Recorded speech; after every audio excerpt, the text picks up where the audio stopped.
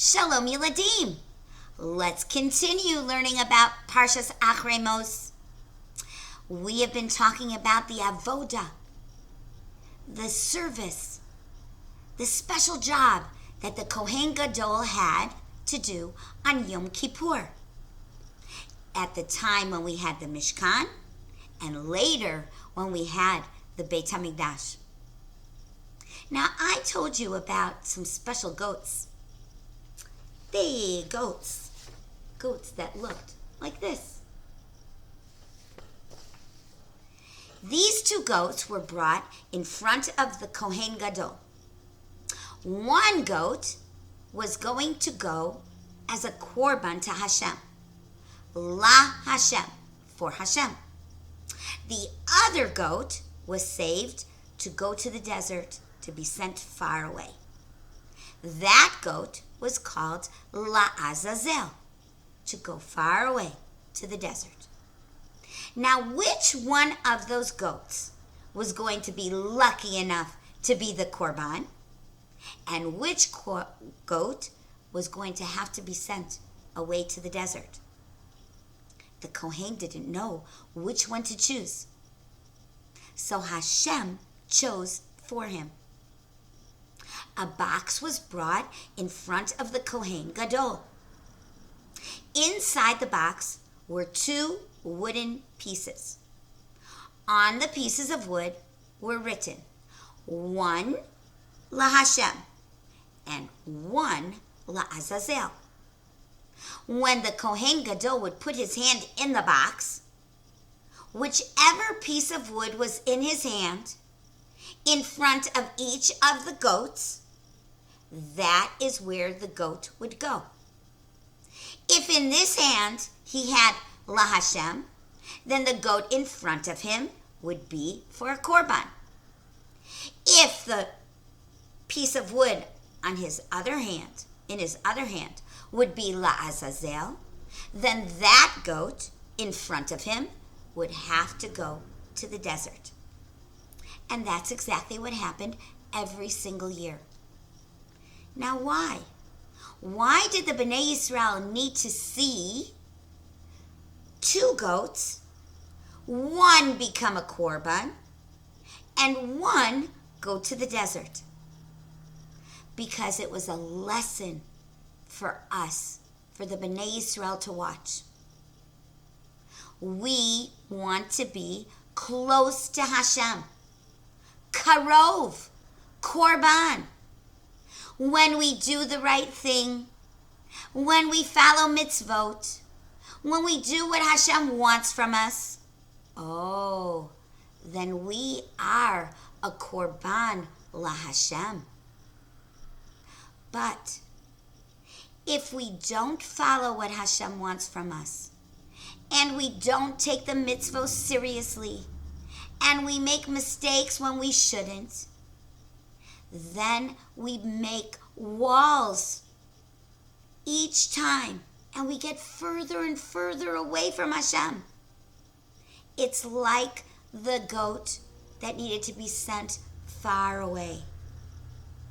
The Kohen Gadol wants us to see this with our eyes, to be able to prepare ourselves for the new year. Now is Yom Kippur, he says. What you did last year is done. What you did last year has been written down in Shemayim, and Hashem is going to seal it today. But be careful. Learn a lesson. Because you want to be the goat la Hashem. You want to be the korban for Hashem. You want to be karov la Hashem, close to Hashem. You don't want to be far away, sent to the desert. You want to be right here. At the end of that day, when the Kohen Gadol finished all the jobs that he needed to do, and he came out with a huge smiley face and shiny, radiant, like the sun, all of the Bnei Yisrael started singing and dancing with him. They were so grateful that he had davened for them. And they were sure that they were going to have a wonderful, wonderful year. Look at this picture, Yiladim. Look how happy. They danced with flyers and torches, and they escorted the Kohen Gadol back home to his family, who were so very worried about him all Yom Kippur. Would he be able to do his job? Would he be able to concentrate for so very long? Would he be able to have the strength? Would he be able to remember all the details? He had a very, very important job. But when he came out, the Kohen Gadol made a big party for everybody. And everybody knew that they were going to have a wonderful, wonderful year. What a simcha. What a simcha. How lucky those people were in the time of the Mishkan and the time of the Beit HaMikdash. Yiladim, you can ask me a question. So, what about today? Today we don't have a Kohen Gadol. Today we don't have a Mishkan. And today we don't have a Beit HaMikdash. How do we get what they had?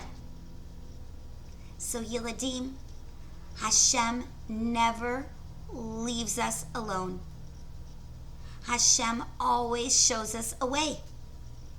When we daven on Yom Kippur, part of our davening is to tell all about the avodah of the Kohen Gadol. We describe everything that happened to the Kohen Gadol. We talk about the korbanot. We talk about changing clothing. We talk about the Shem Hashem that he was able to say.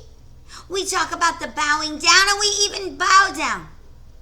And we talk about the simcha that happened when he came out.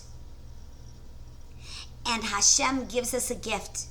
He says, when you daven and say all those words carefully and with feeling, then it's as if it happened today. And I will give you teshuvah, and I will give you a great new year, because you are reading that avodah on Yom Kippur today. Because tefillah is as if all the avodah is being done. And at the same time, we are wishing that we no longer just daven on Yom Kippur, but that we really have the Kohen Gadol to show us the way to do the avodah in the Beit HaMikdash, so that we have the true simcha of seeing the Kohen Gadol come out from all those avodah that he did, from all that special work that he did and those jobs that he did, and wishing us a happy new year when Yom Kippur is finished. There are many lessons that we learned from this parsha. I hope that you remember them. Remember to ask permission. Remember to listen. Remember to daven carefully. And remember the avodah. And hopefully we will have that avodah soon for us in the Beit HaMikdash in the coming time. Have a good Shabbos.